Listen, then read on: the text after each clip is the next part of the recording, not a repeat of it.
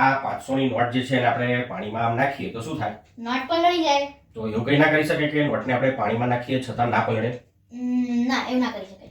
ચલો આપણે વિજ્ઞાનની મદદ લઈએ. એના માટે હું એક બોટલ લઉં છું અને એનો મેં નીચેનો ભાગ જે છે કાપી કાઢ્યો છે અને ઉપર ઢાંકણાથી એને મેં બંધ કરી દીધું છે. હવે આ નોટને હું આની અંદર મૂકી દેવાનો છું અને હવે હું ડુબાડવાનો છું પાણીમાં.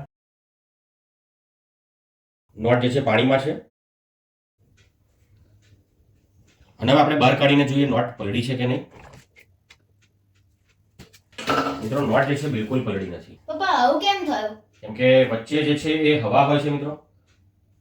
તો પપ્પા, આપણે આ વચ્ચેની હવાને જોઈ ના શકીએ? હવાને જોવા માટે આપણે વિજ્ઞાનની મદદ લઈએ. ચાલો હું હવે આને ખોલી નાખું છું અને હવે અહીંયા આગળ હું બલૂન લગાવી દઉં છું. જુઓ, અને ફરી આની અંદર નાખવાનું છું. આની અંદર જે હવા છે બલૂનમાં આવી જશે. જુઓ,